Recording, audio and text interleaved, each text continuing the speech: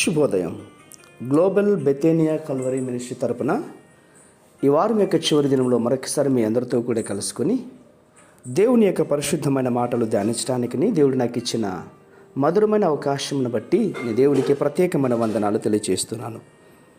ఈరోజు కూడా పరిశుద్ధమైన వేద గ్రంథంలో నుండి మరొక చక్కటి మాటను చదువుకుందాం. మొదటి పేతురుకు రాసిన పత్రిక 5వ అధ్యాయము 8వ వచనాన్ని నేను చదువుతున్నాను. దయచేసి గమనించండి. మొదటి పేతురుకు రాసిన పత్రిక 5వ అధ్యాయము 8వ వచనము. నిబ్బరమైన బుద్ధి గల వారై మెలకువగా ఉండుడి. మీ విరోధి అయిన అపవాది గర్జించు సింహం వలె ఎవరిని మృంగుదునా అని వెతుకుచూ తిరుగుచున్నాడు. దేవునికి స్తోత్రం కలుగునుగాక.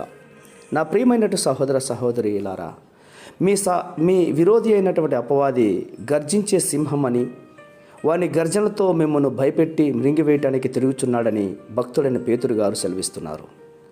అదేవిధంగా భక్తుడైన దావీదు గారు కూడా భక్తిహీనుల నోటిని గూర్చి తన ప్రార్థనలో ఏమంటున్నాడు తెలుసా?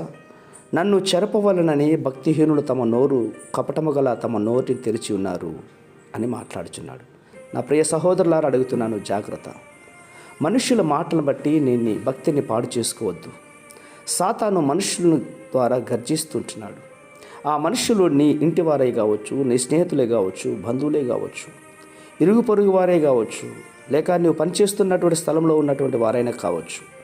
సాతానుడు వారి ద్వారా నీపై గర్జన చేస్తూ ఉంటున్నాడు.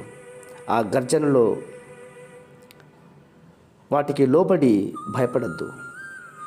ద్వేషపు మాటలు, కపటం కలిగినటువంటి మాటలు, తంత్రంతో కూడుకున్నటువంటి మాటల ద్వారా నిన్ను భయపెట్టడానికి ప్రయత్నిస్తుంటున్నాడు.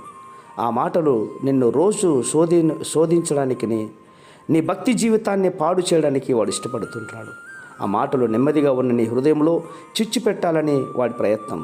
అయితే నీవు వారి నోటి నుండి తప్పించుకునేటట్లు ప్రార్థన చేయాలి. వారి మాటలకు కృంగిపోవద్దు. భక్తుడైన దావీదు గారు మనకు చాలా హెచ్చరికగా మాట్లాడుతున్నాడు.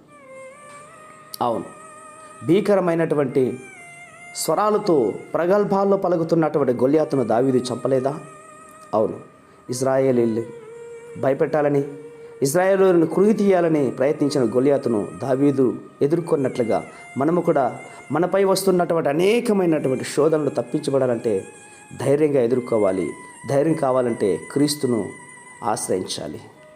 మనమందరూ కూడా క్రీస్తుని ఆశ్రయించినట్లయితే కనుక, దేవుని మీద ఆధారపడి ఉన్నట్లయితే కనుక వాడు ఎదిరించగలిగిన శక్తి, సామర్థ్యత దేవుడు మనకందరికీ అనుగ్రహిస్తాడు. ప్రేమ నమ్మకమైన మా ప్రియ పరలోకపు తండ్రి, నిజమేనాయనా, ఈ మాటలు వింటున్న బిడ్డలందరూ కూడా ప్రభా మీ యందు ధైర్యం తెచ్చుకొని ప్రభా ఉన్నతమైన జీవితాన్ని కొనసాగునట్లుగా ప్రభా ధైర్యంగా జీవించే తత్వాన్ని మీరు దయచేస్తారని శ్వాసంగా నమ్మొచ్చు. చిన్న ప్రార్థనను మా రక్షకుని యేసయ్య బట్టి వేడుకొని పొందుతున్నాం మా తండ్రి. ఆమేన్, ఆమేన్, ఆమేన్.